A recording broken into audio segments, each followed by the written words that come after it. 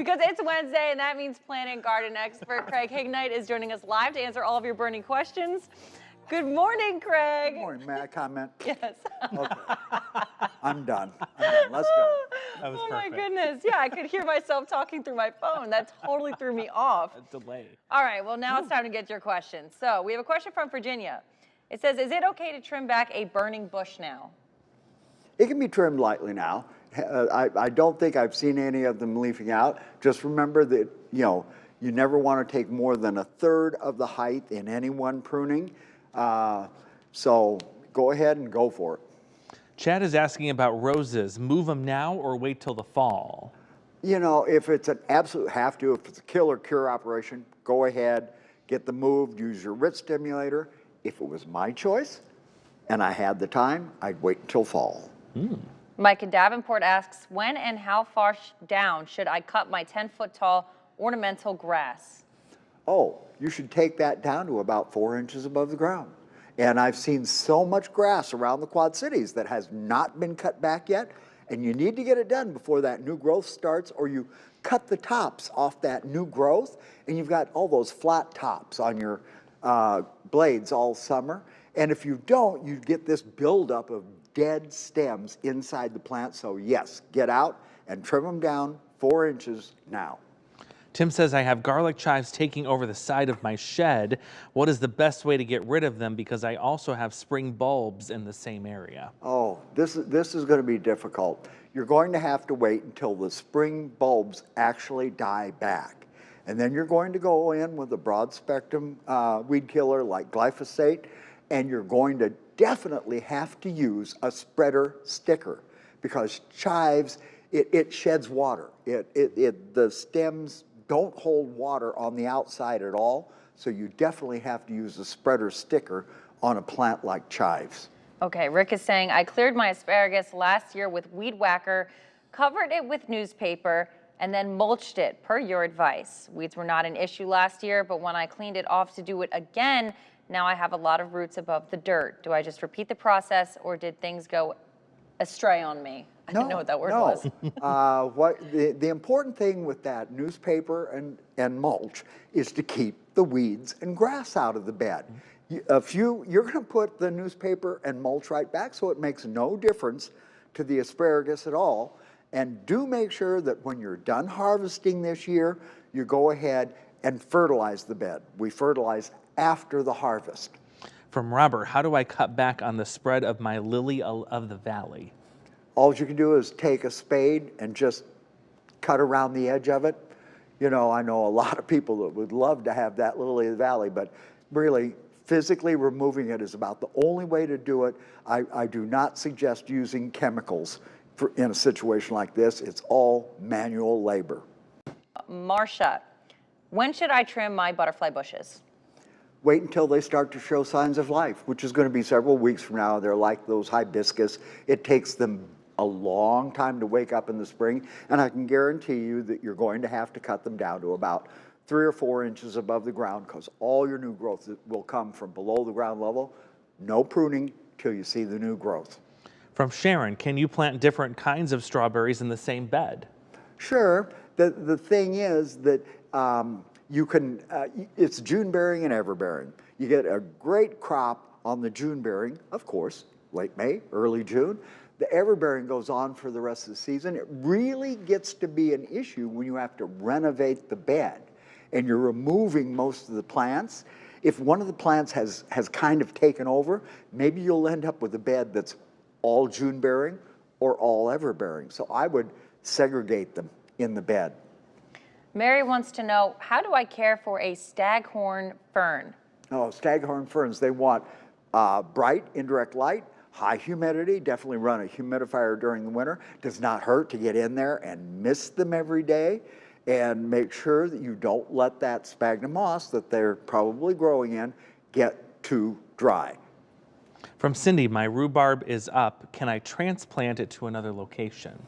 Well, if your rhubarb actually has expanded leaves, I would actually, well, go ahead. This is pretty tough, but you're now going to have to wait for the ground to dry out a little bit. We don't want to be digging in the wet soil.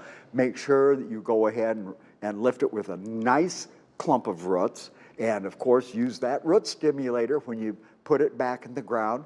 You might even go ahead and harvest some of that early rhubarb to take the pressure off the root system when you do your transplanting. All right, and Beth wants to know, can I transplant irises now? Will it kill them? Well, it won't kill them, but it's not going to make them very happy.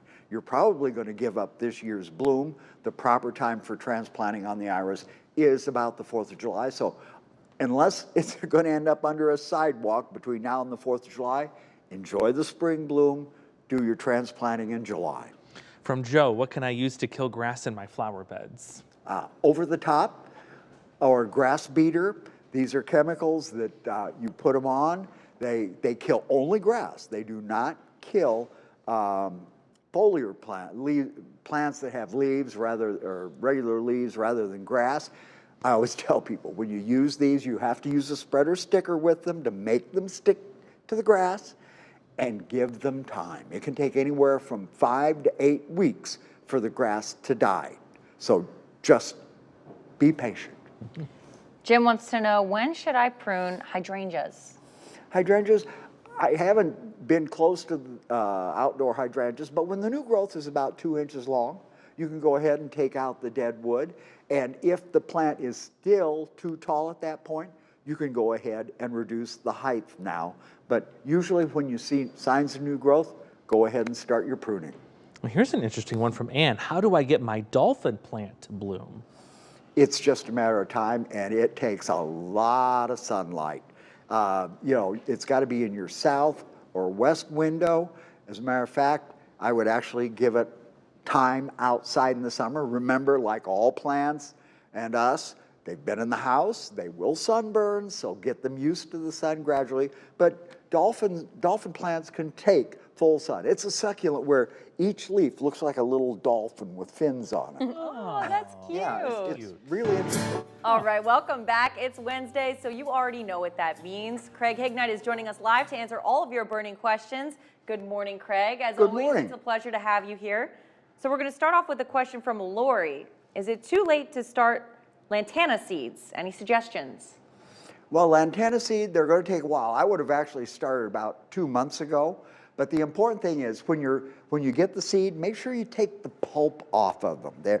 They have a coating on them that might stop them from germinating. Past that, it's warm temperatures and plenty of sun to keep your lantana happy. From Paula, when should honeysuckle be trimmed and how much should be removed?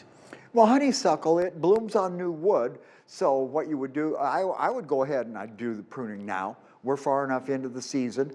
And it depends. If, like my honeysuckle, the trellis actually started about 3 feet off the ground, so I could never cut it shorter than about 4 feet. You've got to make sure that it can still touch the structure that it's growing on, but a flat top, you'll have all new growth this year and lots of bloom. All right, Erin wants to know, when should my lavender be pruned and when should it sprout in the spring? Well, it could start showing signs of life. I've noticed a lot of blooms on the trees, and I think that the perennials are going to start coming up. Wait until you see some signs of life, and then just take out the dead wood. If it has died back really close to the ground, you'll take it down there, but leave as much green as possible at pruning time. From Janine, can you plant geranium cuttings after they have been pruned? Sure, geraniums aren't that hard to root. It's one of those things where you take your cutting, you let it lay for at least 24 hours. You've got to let that cutting heal across the bottom. It's called callousing. Then you root them in fairly dry soil. They don't like a lot of moisture as they're rooting. Always use a rooting compound and take several cuttings. Only a certain percentage are going to go ahead and root. Our director, Brandy, she just said in my ear, she wants to know, when are tulips going to be blooming? Ooh, daffodils are in full bloom. I have to admit, I have not seen any tulips not in a pot. You hear that, Blooming Brandy? so far. Yeah. Let's see. Chris says, I sprayed my fruit trees 2 weeks ago with neem oil. When should I spray them again? Oh, you won't spray again until after they're done blooming. If you got your dormant spray on, we go through the whole bloom cycle. When there are no petals left on the tree, start into your fruit tree spraying cycle, 5 sprays, 10 days apart. All right, and Mick wants to know, how can you get rid of Creeping Charlie? Oh, Creeping Charlie, that's an easy one. It's called Weed-Free Zone.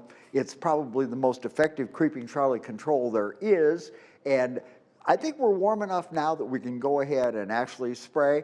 Remember, we do it in the spring. We stop when the temperatures get to 80 degrees. If you didn't get it all killed, you go back in the fall after the temperatures drop below 80 degrees during the day again. If I didn't know Creeping Charlie was a plant, I would have said a restraining order. Is probably your best, yeah. From Joe, can you trim pepper plants to get a higher yield? It's not going to help. The thing is that peppers bloom on new wood. So every time you cut them back, you're actually sacrificing some flowers. Unless you've got some that, if you've kept them over the winter and they have gotten really tall and leggy, yes, then go ahead and cut them down. Again, I would have told you to do that about the 1st of March. It's going to take a while for them to come back into bloom. All right, welcome back. You know the drill. We're taking all of your questions right now on Facebook. Can I interrupt? Of course you can. Andrew mentioned tulips coming up, not in bloom yet. Get out there with your spray to keep the rabbits at bay. It's one of those things that is like candy as far as rabbits are concerned, and you spray them 4 days in a row to build the scent up to keep the bunny rabbits away. All right. Good advice. Yes, it is. Okay, so we have a question from Dawn. We have dead grass circles around all of our trees. So does our neighbor. What causes this, and will the grass grow back? Usually it comes right back. Quite often, some late season stress will go ahead and take out patches of grass. And quite often, as soon as it warms up, that grass comes back to life. I would suggest it's time to put down that step 1 now so that you're growing grass and not crabgrass this summer. But a little bit of water. We haven't been getting all the rain that we're supposed to get, so maybe some water would help also.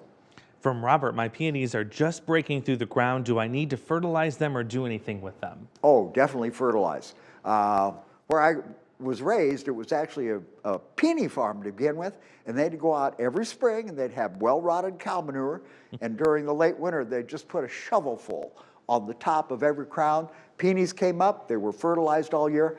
I know, cow manure is hard to come by anymore. Just try a good organic fertilizer according to the directions around the plants. I'm trying to picture people with a bag in the field just trying to... Yeah. Dear cow. Question from Lindsay. What's a great way for people living in an apartment to grow plants indoors? Well, of course, assess the light that you're dealing with. You always choose plants according to the light that's available. And then we use pots with drainage holes. We use a well-draining potting soil. I always suggest maybe investing in a moisture meter to take the guesswork out of your watering. Everything in my house goes to the sink to get watered. When it's done dripping, it goes back to the window where it's growing. Believe me, I see many more plants killed with too much water than not enough. So, be careful with the watering.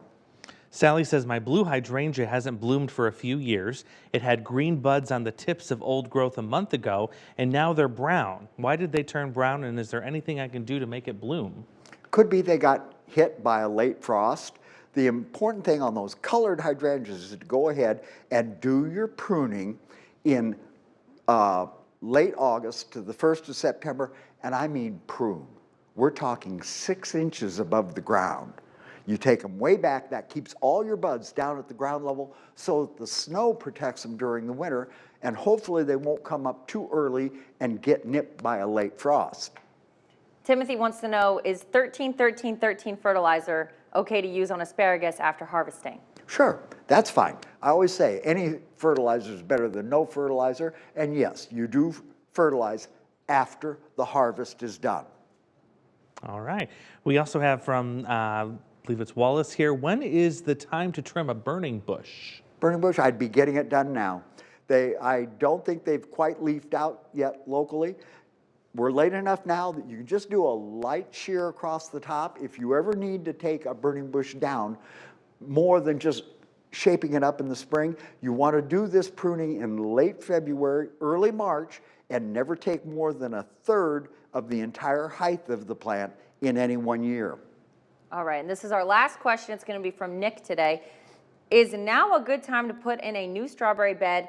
And can I put it in a raised flower bed that I have? Should I put straw on it?